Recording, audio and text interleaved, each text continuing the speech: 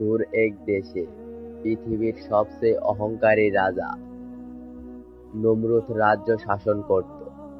তার অহংকার এত বড় যে সে নিজেকে ঈশ্বরের সমতুল্য মনে করত। মানুষ তার ভয়ে কাঁপত আর সে নিজেকে অমর ভাবত। নমরুদের স্ত্রী ছিল আসিয়া, একজন অত্যন্ত ভদ্র ও সুন্দর এবং আল্লাহভক্ত নারী। সে জানত আল্লাহর নির্দেশে জীবনের প্রকৃত শক্তি। কিন্তু রাজপ্রাসাদে নমরুদের অহংকার এবং শয়তানির প্রভাব সবকিছুকেই অন্ধকারে ঢেকে দিচ্ছিল। একদিন রাতে শয়তান নমরুদের কাছে এলো। সে বলল, আমি তোমাকে এমন ক্ষমতা দেব যা মানুষের মন ভয়ঙ্কর ভাবে দখল করবে। তুমি যা বলবে মানুষ তাই করবে। নমরুদ আনন্দে উল্লাসিত হলো। শয়তান তাকে অদৃশ্য শক্তি দিল।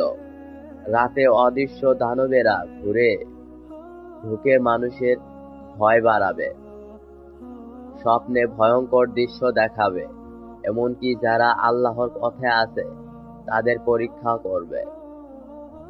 নমরুদ রাজ্য জুড়ে নিজের ক্ষমতা দেখাতে লাগলো। মানুষের ভয় পেল, কিছুই করতে পারল না। কিন্তু আসিয়া ভয় পেল না। সে জানত শয়তানের শক্তি মানুষের ওপর আল্লাহর অনুমতি ছাড়া কিছুই করতে পারবে না। এক রাতে শয়তান নমরুদকে প্রলুব্ধ করল, তোমার স্ত্রী আসিয়া এত সাহসী, তাকে ভয় দেখাতে পারো না? চাইলে আমি তাকে দমিয়ে দিতে পারি। নমরুদ প্রলোভনে পড়ল, কিন্তু আসিয়া স্থির থাকল। সে নামাজে বসে কুরআনের আয়াত উচ্চ সুরে পড়ল। অদৃশ্য শক্তি আসিয়ার সামনে দুর্বল হতে লাগল।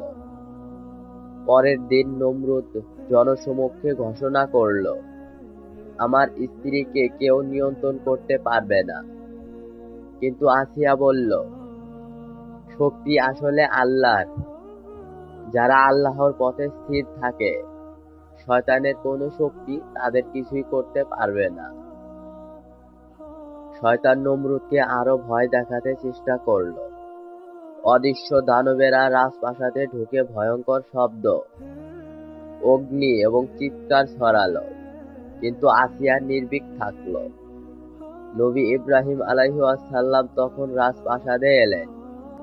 তিনি নমরুদকে বললেন, যে আল্লাহর পথে থাকে তার সামনে শয়তান অসহায়। তোমার অহংকার ও শয়তানি ক্ষমতা তোমাকে ধ্বংস করবে। নমরুদ ক্রোধে অন্ধ হয়ে গেল। সে আসিয়ার ওপর এবং নবী ইব্রাহিম আলাইহিসসালাম এর ওপর আক্রমণ করতে চাইল।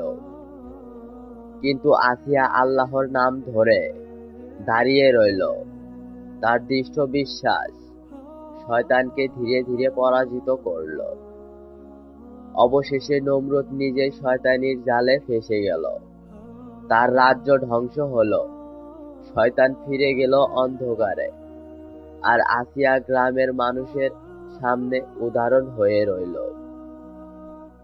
যে নারী আল্লাহর পথে স্থির থাকে, সে অদৃশ্য শয়তানিক শক্তিকে পরাস্ত করতে পারে। অহংকার ও শয়তানি পথের শেষ হবে বিপর্যয়। আল্লাহর পথে স্থির থাকা, নামাজ ও কুরআন পাঠ করলে শয়তানের কোনো প্রভাব থাকে না। সাহসী বিশ্বাসী নারী সমাজকে ইসলামের পথে নিয়ে যেতে পারে।